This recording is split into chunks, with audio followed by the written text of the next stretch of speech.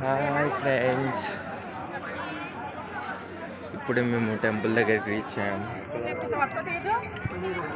And this is for Kalyanakatta and this is for Pushkarini.